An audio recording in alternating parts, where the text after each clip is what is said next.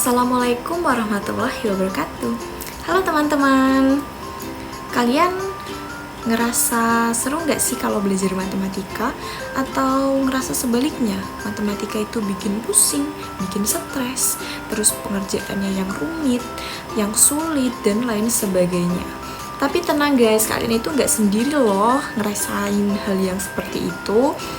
Tapi gimana sih kalau kita dapat mengubah pembelajaran matematika menjadi lebih asik, lebih menyenangkan, lebih seru, dan pastinya dalam pengerjaannya bikin kita jadi nggak kebingungan lagi. Nah, di video kali ini aku akan memaparkan materi mengenai cooperative learning pada pembelajaran matematika agar tujuannya itu pembelajaran matematika menjadi mudah, menjadi menyenangkan, terus pengerjaannya nggak sulit, nggak bikin stres, dan lain sebagainya. Jadi semuanya bakal seru banget guys, karena kita saling bantu, kerjasama, terus obrolin cara-cara asik buat ngerjain soal matematika tersebut. Jadi simak video selanjutnya. Apa sih cooperative learning itu? Mungkin sebagian teman-teman sudah ada yang mengetahui ya mengenai cooperative learning, atau ada yang mungkin belum tahu. Cooperative learning adalah suatu kelompok kecil siswa yang bekerja sebagai sebuah tim untuk menyelesaikan masalah, menyelesaikan tugas, atau mengerjakan sesuatu untuk mencapai tujuan bersama. Menurut Johnson et al., tahun 1994 mendefinisikan pembelajaran kooperatif sebagai pemanfaatan kelompok kecil 2-5 orang dalam pembelajaran yang memungkinkan siswa bekerja bersama untuk memaksimalkan belajar mereka dan belajar anggota lain dalam kelompok. Ada 7 prinsip cooperative learning. Yang pertama, setiap anggota peserta didik bertanggung jawab atas seluruh pekerjaan yang dilakukan dalam kelompok. Yang kedua, setiap anggota peserta didik harus mengetahui semua anggotanya. Yang ketiga, kelompok mempunyai tujuan yang sama. Yang keempat, setiap anggota kelompok harus membagi tugas dan tanggung jawab yang sama. Yang kelima, setiap anggota peserta didik akan dievaluasi. Yang keenam, setiap anggota peserta didik berbagi kepemimpinan dan membutuhkan keterampilan untuk belajar bersama dalam proses pembelajaran.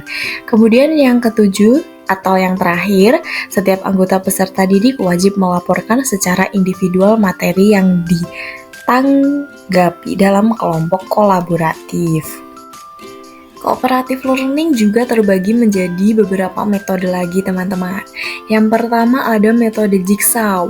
Tentunya mungkin kalian sudah tidak asing ya dengan metode ini, karena metode ini sudah banyak yang menerapkan di berbagai pendidikan. Yang kedua ada metode STAD atau Student Teams Achievement Division.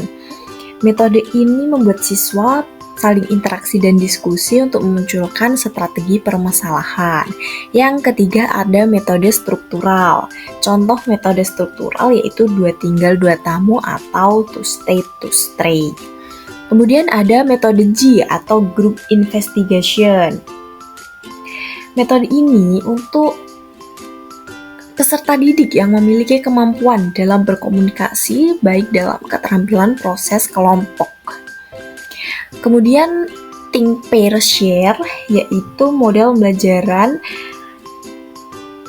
untuk membantu siswa berpikir dan merespon serta saling membantu satu sama lain.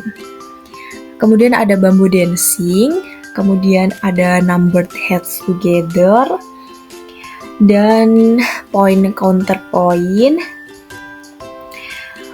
Kemudian ada the power of two.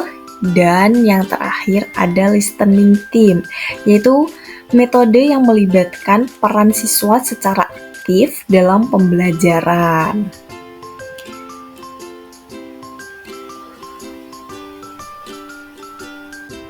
Apa sih tahapan mengkonstruksi cooperative learning?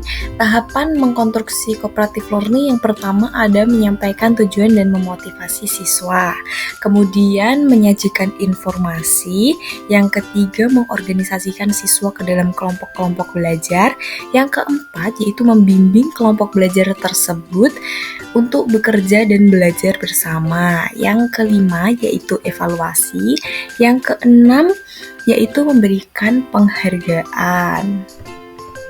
Selanjutnya, kelebihan cooperative learning adalah meningkatkan prestasi siswa, memperdalam pemahaman siswa, dapat menyenangkan siswa, kemudian mengembangkan sikap kepemimpinan siswa, selanjutnya mengembangkan sikap positif siswa, mengembangkan sikap menghargai diri sendiri, kemudian membuat belajar secara inklusif, yang terakhir mengembangkan keterampilan untuk masa depan. Tentunya cooperative learning juga memiliki kekurangan. Yang pertama yaitu membutuhkan waktu yang lama bagi siswa sehingga sulit mencapai target kurikulum. Yang kedua yaitu membutuhkan waktu yang lama untuk guru sehingga kebanyakan guru tidak mau menggunakan strategi kooperatif. Yang ketiga yaitu membutuhkan kemampuan khusus bagi guru sehingga tidak semua guru dapat melakukan atau menggunakan strategi belajar kooperatif. Dan yang terakhir yaitu menuntut sifat tertentu dari siswa, misal sifat suka bekerja sama. Tetapi tidak semua siswa itu mempunyai sifat seperti itu. Terkadang beberapa siswa memiliki sifat yang cenderung introvert atau kurang suka dalam berkelompok. Seperti itu teman-teman. Kesimpulan yang kita dapatkan yaitu cooperative learning itu kayak kerja tim yang bikin belajar matematika jadi lebih seru dan gak ngebosenin.